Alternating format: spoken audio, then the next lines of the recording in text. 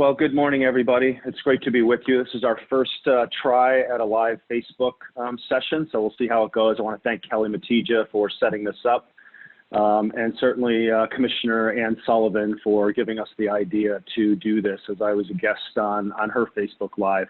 My name is Greg Olsen, and I'm the director of the New York State Office for the Aging.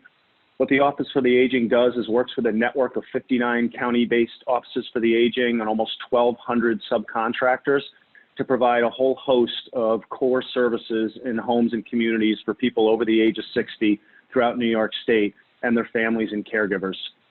You know, this has been beyond an interesting time and a scary time for all of us, and I couldn't be more proud to live in New York State under the leadership of Governor Cuomo and Lieutenant Governor Hochul, who have really led the nation in the response to the pandemic and how to do it right, how to balance metrics and science to make sure that we're all safe.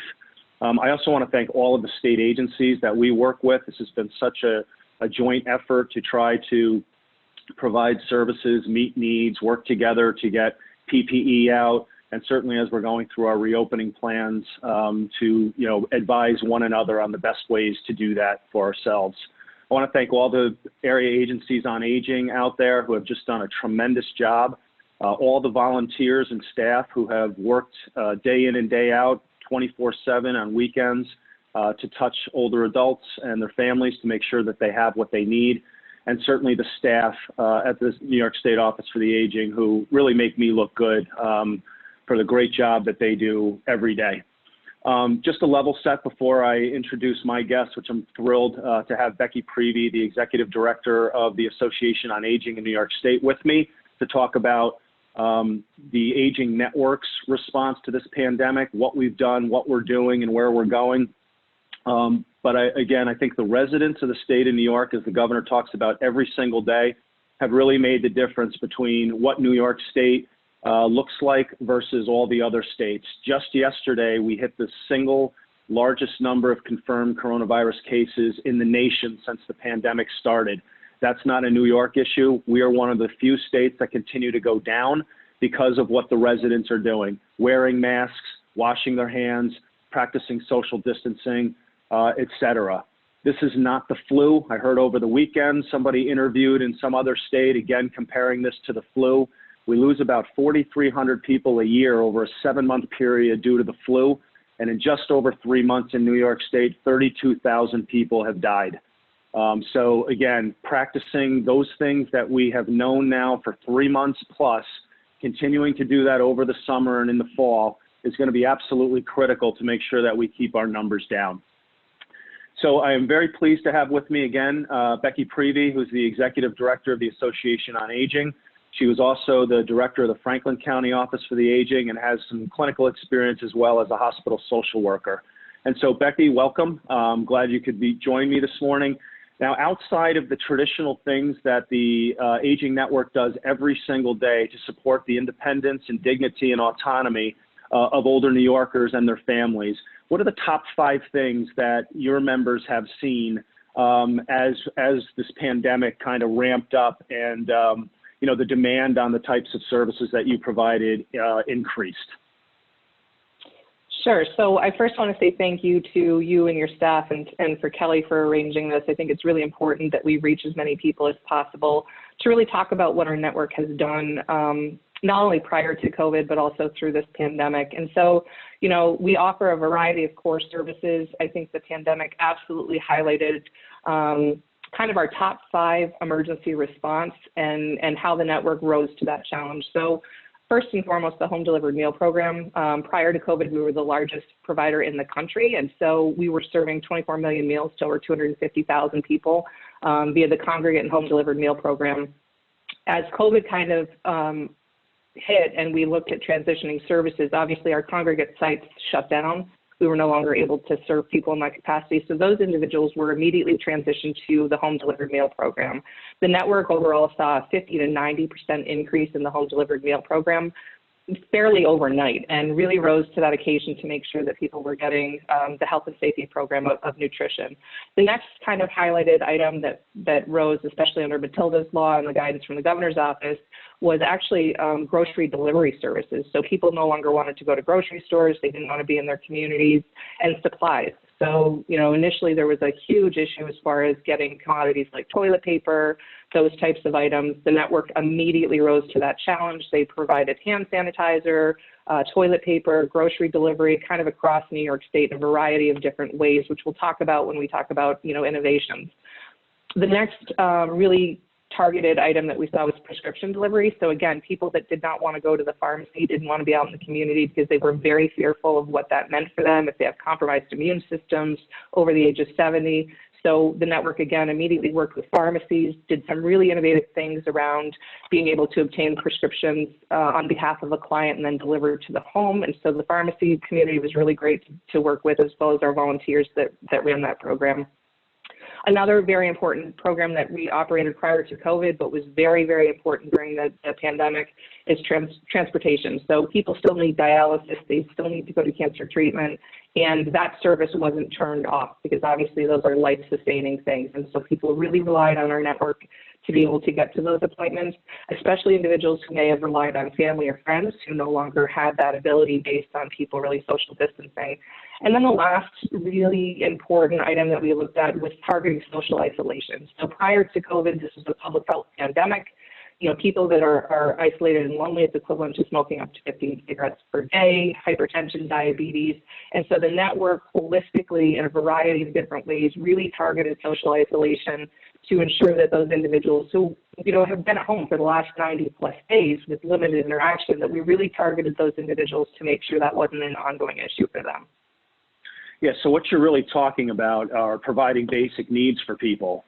And there's a lot of floating elements to that, right? So these were things that, you and your members and the community-based organizations, whether they be, CAP agencies or social service agencies, senior centers, et cetera, did on a day-to-day basis anyway. How were you able to do these types of things given the fact that when we wind up in an emergency, I mean, we've never had a pandemic like this, but we are not, this isn't our first rodeo as a network in terms of an emergency, whether it be flooding on Lake Ontario or in the mid-Hudson Valley or, Superstorm Sandy or Hurricane Irene or the ice storm in the North Country. These are things that we do all the time. How do you continue to provide service when the demand spikes so considerably, given that, the funding that we have is not endless? And I think what we saw throughout this pandemic and with prior emergencies, as you spoke to, is we instantly become responsible for everyone over the age of 60. So, we're no longer just serving those individuals who needed access to our programs. We then are responsible really for that entire population. And I think what is so important to highlight from our network is, as you stated, our funding was the same, and then the capacity increase was enormous. And I think that's the beautiful thing about what the 59 AAAs in New York State do, is they leverage all of their community partnerships. As you spoke to, there's over 1,200 subcontractors that we utilize, and people get really creative in times of crisis. And part of what the network did is nobody wanted to say, no, we can't serve this need. And so they tapped into a whole new bed of resources that we hadn't utilized before. And again, because we're very concerned about older individuals being scammed, targeted for fraud and abuse, the network was very nimble and worked with the school system. Those individuals who were no longer teaching, those were all vetted individuals, background checked. The SUNY system was really wonderful to work with, as well as furloughed county employees, state employees who weren't going to work. We leveraged those resources to transition our volunteer base from our traditional volunteer who absolutely fall under Matilda's law and needed to stay home. And we were able to continue to serve those individuals in the community based on really the nimble network that we have. So I'm glad you mentioned Matilda's law. Can you walk through briefly what Matilda's law is? And then I have a capacity question for you. Sure. So Matilda's law was not actually a law. It was very strongly worded guidance. And basically what Governor Cuomo did is he immediately acknowledged that the high-risk population were those 70 and above, and anyone with a compromised immune system or ongoing chronic health conditions. So Matilda's law was issued very early into the pandemic and basically advised anyone that fell into that population to really socially isolate, remain at home, remain safe. And again, our volunteer base in New York State is exactly that population. And so the network was very strong in making sure that volunteers knew that Matilda's Law was a guidance, that it should be followed. And some of our volunteers are so dedicated, they rose to the challenge, as did many people that volunteered to come to New York State to provide healthcare. And we did lose volunteers through the pandemic. And so I think it shows not only the value of our volunteer base, but also their dedication, and the thanks that the network has for those volunteers is enormous. And we applaud those individuals who did, heed Matilda's Law language. I think it saved thousands of lives across the state. And, we continue to make sure we're targeting that population for them to remain safe. And it also allowed us to diversify our volunteer base with those entities that I discussed. Yeah, and I'm glad you talked about volunteers. I think some of the very interesting data that, the governor has talked about is in the beginning, the target really was the 70 and over, those with underlying health conditions and chronic conditions. So that's a major part of our book of business. But then what the data showed over time is that actually the number one group impacted by the virus was the 60 to 69, then the 70 plus, then the 50 to 59. I find that extremely interesting because I think what most people think about when they think of older people is frailty, is needing assistance, is a drain on resources. And of course, you know very well because you talk about it, I talk about it. That's not who the older population is. In New York State, we have almost 1 million people over the age of 50 providing 495 million hours of service at an economic value of $13.8 billion. So why do I raise that? Because that's who's providing services, not only in our network, whether they be transportation, home delivered meals, staffing senior centers, but also in hospitals and other community-based organization, mentoring programs, working in schools, working in other community-based. So if you have guidance like this, which is the right guidance, Matilda's Law, but on the same side, you're relying on staff as well as volunteers that fall under this, guidance to stay at home, which again, New Yorkers en masse took very, very seriously, and I think had a major impact on slowing the spread and getting us to where we are today. How were you able to provide services at a 50 to 90% increase level, given that the backbone of the infrastructure of the service delivery system are the Matilda's Law people?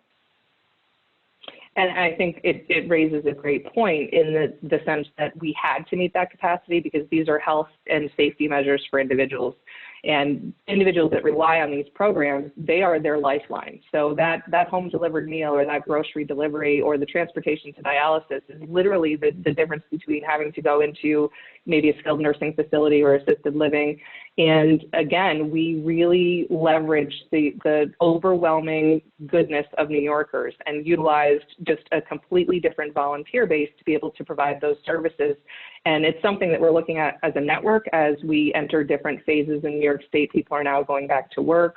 We are really evaluating how we can continue to serve in that capacity based on just the overwhelming volume that we're seeing. And so, how that looks moving forward is kind of a moving target. We're looking, how we can leverage other resources. I think we also have noted that people that hadn't volunteered before really rose to this occasion, saw the value in the volunteer activities that they're doing. Maybe somebody that never thought, I want to volunteer to do a home delivered meal run or, provide transportation for individuals. I think they saw the value and the human spirit that you get from being able to provide that. So I think our volunteer base has actually expanded based on what we've seen. And as we enter, in the North Country here, we're entering phase 4, we're going to see our other volunteers come back to provide those services. Yeah, and I think you're right. And I think, one of the great outcomes, and, the governor talks about this all the time, is what makes us New Yorkers is that New York spirit. And, we had a lot of non-essential state employees, county employees. You had college students, high school students, the Boy Scouts, the Girl Scouts, and other volunteers just, come out because they wanted to assist not only in our network, but just globally. And I think that there's a real opportunity as, you and I start to develop the plan moving forward to really capitalize on that volunteer spirit, whether it be for our long-term care ombudsman program or for our high cap program or for many of the other day-to-day things that happen at the community level, to really not lose that spirit, because it's going to be, in my opinion, just based on, again, what I read, it's going to be a long time before we get back to any sense of normalcy. And, I think that people need to continue, based on what we're seeing around the country, be very vigilant in following the protocols that we all have been living for months and months and months now. Let's talk a little bit about social isolation. So, for those of you who are listening, this was something that our office had really identified as a public health problem 18 to 24 months ago. Been working on a variety of ways to screen individuals in the community for isolation and to connect them. We know that, from Medicare data, that the cost of somebody being socially isolated rival those of diabetes, COPD, hypertension. We've done a few pilots, like the animatronic pet pilot, which I'm hoping that you would talk about. But this has become a major focus, not only for the State Office for the Aging, but with our partners in the health department and many other partners at the community level. And I think a lot of things have ramped up organically because of that, and the need really to kind of employ a two-pronged strategy. One is old school, just picking up the phone and checking in with somebody, calling somebody, doing a wellness check, and then there's the whole virtual piece. So what are some of the things that, you saw or have heard about in terms of combating social isolation? So we have obviously partnered with New York State Office for the Aging on this issue prior to COVID. When COVID hit, we really recognized that this was going to be a massive problem across New York State. So there's a variety of different things that were done. Here at Aging New York, we really revamped our website to provide a wealth of resources. Feel free to check that website out. It's agingny.org. And it has a whole variety of different things that you can do to combat social isolation, and really innovative things. So people may not be aware that you can do a virtual tour of a museum. You can, do a variety of educational programs and services.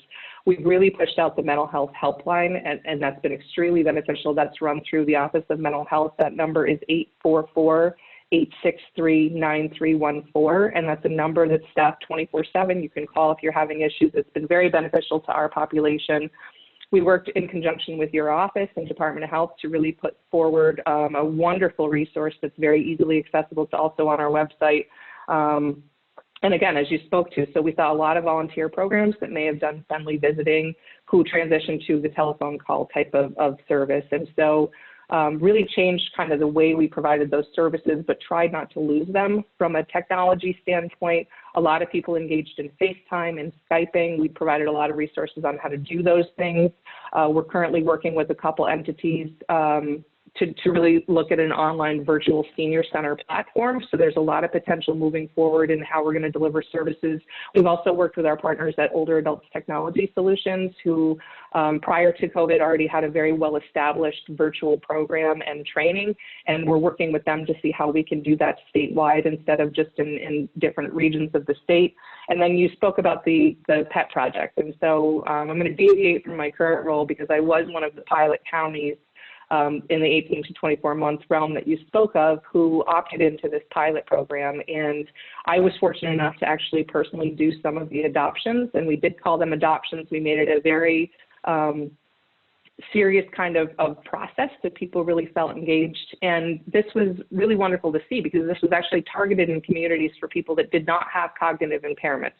So many people are familiar with the PET project as far as these animals being used in skilled nursing facilities or with people with dementia, Alzheimer's disease.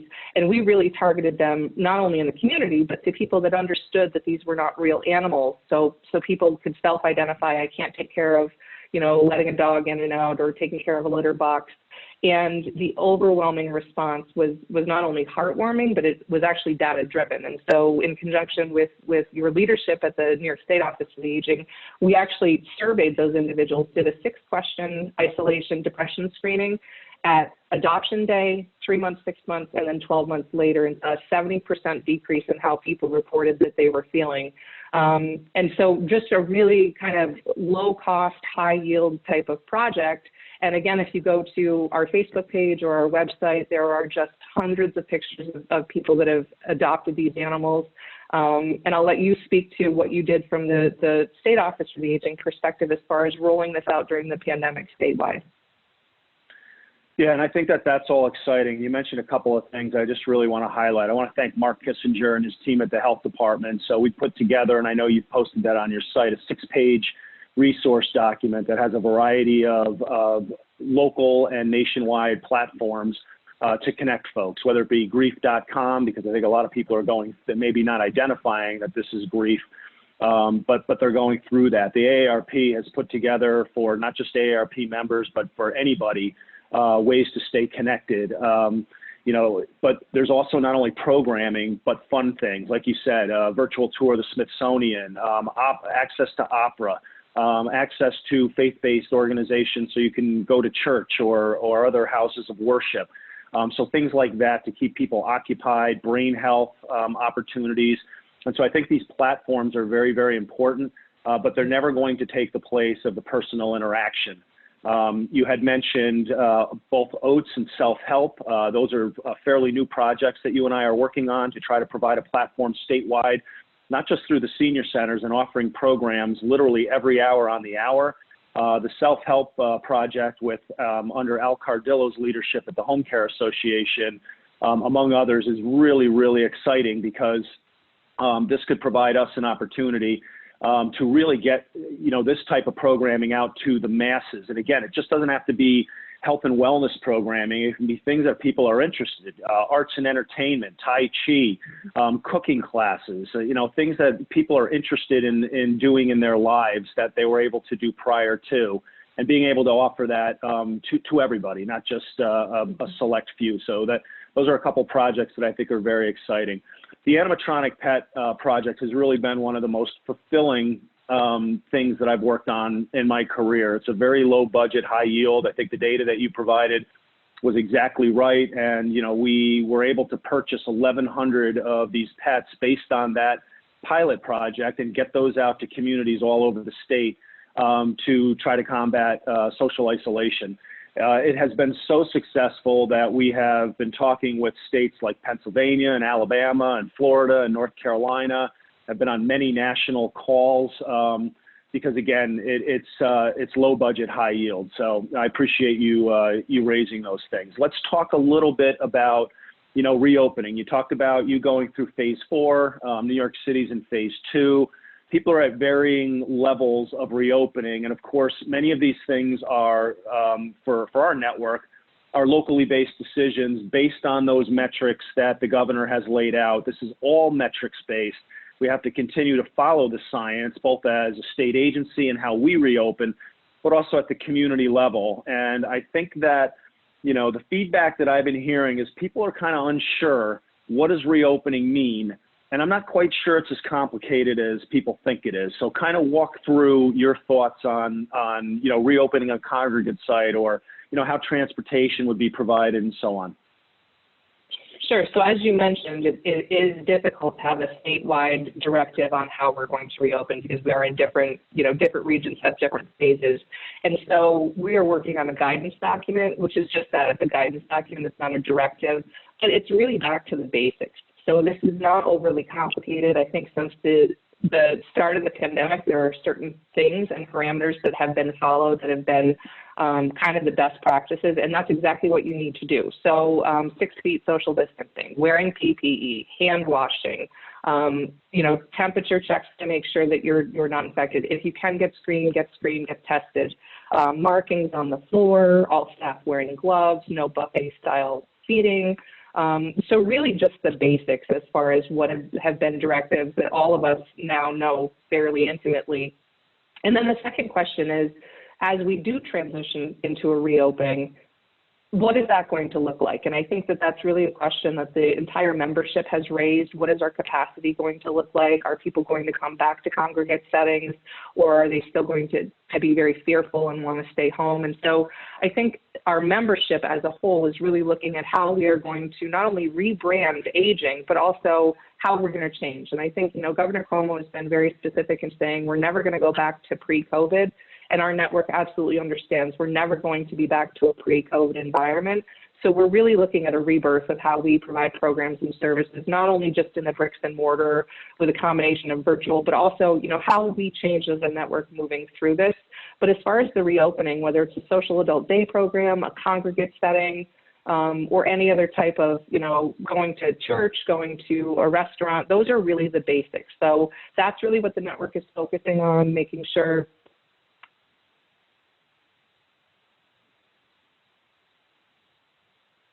Did we lose her? I'm back, I think. Yep, you're back. Okay, so really just following those best practices, and we're seeing across the state some of our congregate sites are coming back online as soon as this week. So definitely more to come on that, but we will be providing to the entire membership a guidance document we've done in conjunction with our national partners. I work very closely with the state of Vermont, and we share information back and forth as far as the associations are concerned. So really just ensuring that you're following those basic guidelines that we've had. And luckily for our network, and I thank you and your team at NYSOFA, we were able to distribute, over 1.6 million masks to every county in New York State to be able to provide those to individuals over the age of 70 in the community. We were also able to distribute, mass portions of hand sanitizer, which have been sent out to the network. And so really just making sure we have the PPE necessary to be able to safely reopen is really what we've been focused on. Yeah, and I think that's great. And I want to underscore a couple of things. So, the website that you built, I think, is really an important resource for people because it specializes in taking the best guidance from around the country specific to older adults and putting it in one place. For those of you who are listening or will listen in the future, please don't overthink this. This is nothing that you haven't been doing already. I agree with you that what we don't know is what people's behaviors are going to be. If we pulled the switch and opened up all 800 congregate sites today, for example, we don't know if you're going to get, 15% people back or 75% wanting to come back. But what we do know is that there are standard protocols that we've all been living in our daily lives, or when we go into, doctors' offices and others, that have already been put into place. 6 feet away, wearing your mask, making sure if you're in food service that you have gloves on, the constant cleaning and disinfecting. If you have remote controls and things of that nature in a congregate site, that you're wiping those things down constantly. That's really what the guidance is. It's not rocket science. It's things that we've all been living. So try not to overthink it. Just put those protocols in place. And if you don't have those protocols in place, then I would say you're not ready to reopen. I mean, part of this might be additional staff time. So for example, if you have a senior center that serves 150 meals a day prior to COVID, you're not going to be serving 150 meals a day post-COVID unless you do that in shifts, so long as your space has those 6-foot requirements and that people are, again, practicing what you had already talked about. If that can't be done, then you really shouldn't be reopening to that capacity. It might be 25% in the beginning, 50%, but we also have to continue to watch the numbers. The numbers are going to dictate everything. But again, this is something that I know everybody has taken extremely seriously for the most part, and we have to stay vigilant in order to do that. So I do recommend that people go to your website. If you could say what that website is again, that would be helpful. It's agingny.org. Thank you. And before we end, for, again, those who may not be an active participant in the Aging Network, we are always looking for good people to volunteer. This is an opportunity to continue with the momentum of folks, coming out to help. We've been working with several of the retiree union organizations to, build a broader system where we can tap additional people to assist with the work that we do. I would hate to lose, the truly great spirit, that we have here in New York State. When things seem to go awry, New Yorkers step up. I think some of the future programming that we're going to have is going to be on scams, elder abuse mitigation, some of the work that's happened through that, as well as just some other really on-the-ground examples of the great work that this network has fulfilled during this pandemic that's going to continue for a while. I think one of the greatest accomplishments we have as a state, not only is the leadership from the top and the governor, but we were deemed an essential service network. Not many states deemed their aging network essential. I don't know how that can be given the services that you talked about. These are daily, basic, living need type of things that people need to survive. Doesn't get more essential than that. But I think, I want to thank you for all the work that you've done, your partnership, all the 59 offices, all of the staff, the volunteers, the community-based organizations. New York is a shining star for those reasons and for, leadership that you and your members provide. So any closing thoughts that you may have?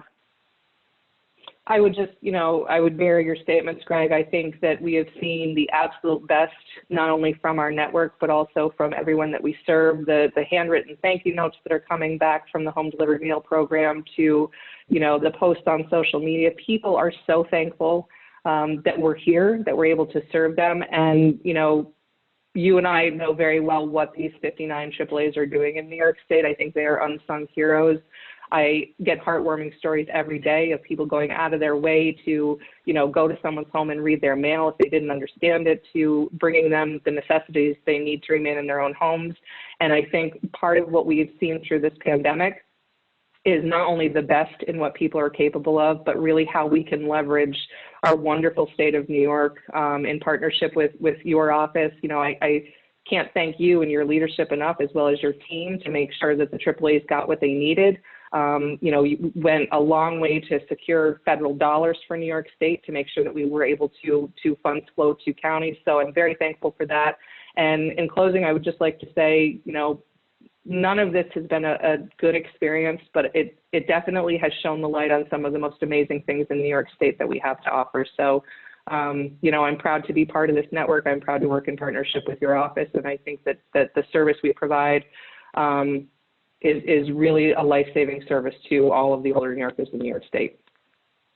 Yeah, and you're right. There is a silver lining in all of this, and that's if people did not know what the aging network was prior to, they certainly do now. All the local EOCs, the emergency operations centers, the community-based organizations, folks that became service recipients for the first time that didn't know that we existed. But it changes our dialogue and our conversations with virtually everybody. A lot of private companies came out and donated product and service to our network that didn't know that we were there.